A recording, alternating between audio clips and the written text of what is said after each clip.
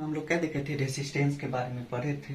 आज हम देखेंगे factor on which the resistance of a conductor depends. कौन कौन से फैक्टर पे हमारा जो रेसिस्टेंस है वो डिपेंड करता है ना।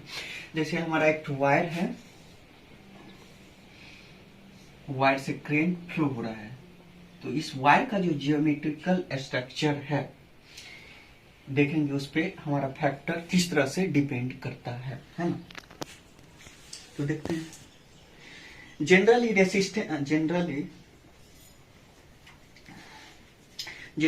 Resistance of a material depends on three factor. First, length of wire जिससे करंट थ्रो हो रहा है। उसके बाद सेकेंड है हमारा cross section area of wire, यानी वायर का जो क्रॉस सेक्शन एरिया है, वायर का जो क्रॉस सेक्शन एरिया है ये इस पे डिपेंड करता है। And third, nature of the material पे। तो नेचर ऑफ द मटेरियल हम पिछले क्लास में देखे थे कि रेसिस्टेंस हमारा नेचर ऑफ द मटेरियल पे किस तरह डिपेंड करता है, क्यों डिपेंड करता है। अभी हम देखेंगे फर्स्ट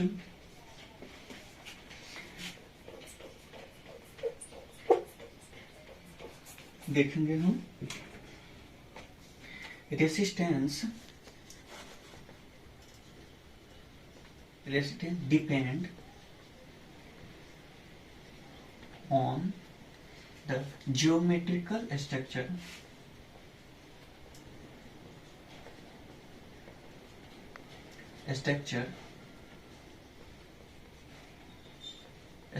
of the wire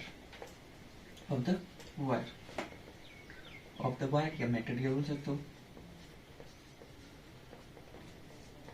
किस तरह से हमारा रेसिस्टेंस जो है ज्योमेट्रिकल फैक्टर पे डिपेंड करता है। तो ये फर्स्ट है हमारा रेसिस्टेंस डिपेंड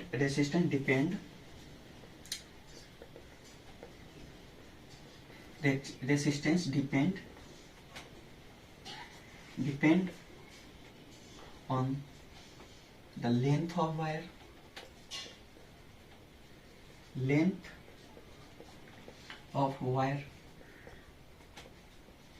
सेकेंड है हमारा resistance depend on the area of cross section of wire. Resistance depend on the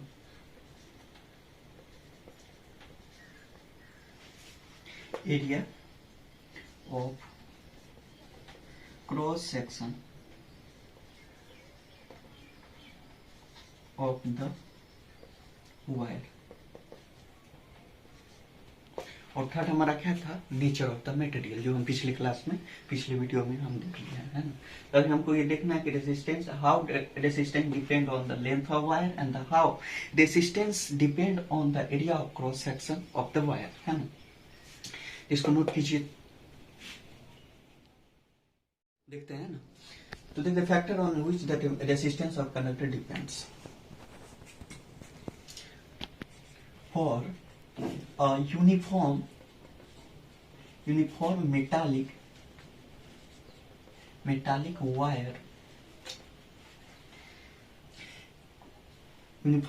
wire, current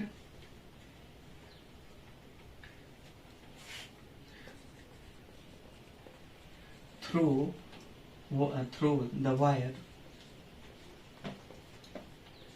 is directly proportional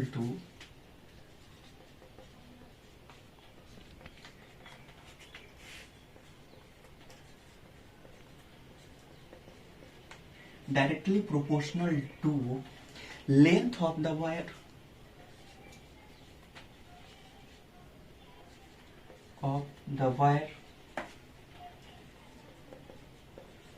and inversely proportional to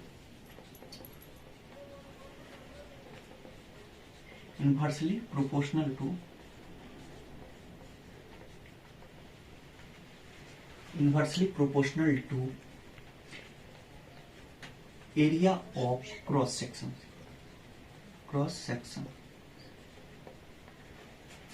of the wire। देखते हैं जैसे क्या, for a uniform metallic wire current through the wire is directly proportional to length of the wire and inversely proportional to area of cross section of the wire. देखते हैं, जैसे ये क्या है हमारा, ये हमारा क्या है, वायर है मान लेते हैं। तो वायर का लेंथ क्या है, L है, और एरिया ऑफ क्रॉस सेक्शन, ये एरिया, ये जो सर्कुलर टाइप का बना हुआ है, ये हमारा ये एरिया ए है चीज है। तो resistance R is directly proportional to L and R is inversely proportional to cross section area. यानी अगर हम वायर का लेंथ बढ़ाते हैं then the flow of current उससे और आसानी से फ्लो होगा। एंड अगर हम एरिया ऑफ क्रॉस सेक्शन को इंक्रीज करते हैं यानी वायर का मोटापा बढ़ाते हैं, थिकनेस बढ़ाते हैं, तो वायर उससे कम, मतलब वायर उससे कम आसानी से फ्लो होगा, है। देखते हैं, तो हम प्रोपोर्शनलिटी का साइन हटाते हैं, R इज इक्वल टू लिख सकते हैं जैसे रो L बाय ए। ये रो क्या है, proportionality constant.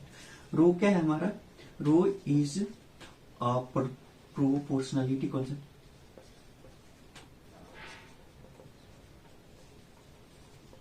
Proportionality constant, proportionality constant called resistivity of the wire, resistivity called resistivity, है ना। तो क्या था हमारा R इज, इसको नोट कर लीजिए, दो पॉइंट क्या है, metal and Ly have the very low resistivity. Metal and Ly have very low resistivity, है ना। Note it. देखते हैं हम, अब देखते हैं हम टेम्परेचर कैसा अफेक्ट करता है, अफेक्ट ऑफ टेम्परेचर, है ना। अब देखते हैं हम क्या, affect of temperature, affect of temperature.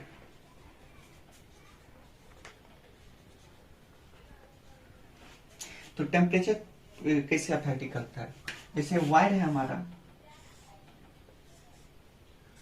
जैसे हम इसका टेम्परेचर इंक्रीज करेंगे तो हमारा जो रेसिस्टेंस ऑफ द वायर होगा अपने आप इंक्रीज करेगा। जब हम वायर का टेम्परेचर डिक्रीज करेंगे तो क्या होगा, रेसिस्टिविटी अपने आप क्या होगा, डिक्रीज करेगा, है ना। वो कैसे होता है, तो वो इंटरनल मैकेनिज्म है, वायर का इंटरनल मैकेनिज्म है। जब हम वायर को जब हम हीट करते हैं, टेम्परेचर इंक्रीज करते हैं, तो क्या होता है, मॉलिक्यूल फैल जाता है। This is the internal mechanism of the wire. अभी हम देखते हैं, बस हम इतना देखते हैं कि effect of the temperature when the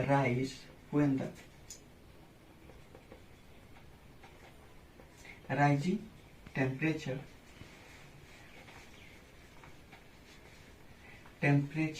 then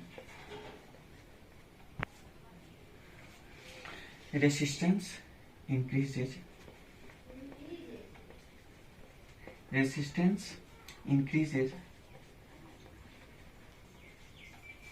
and when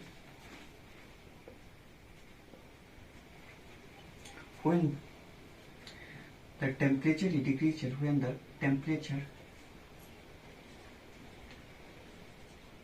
temperature is decrease, then the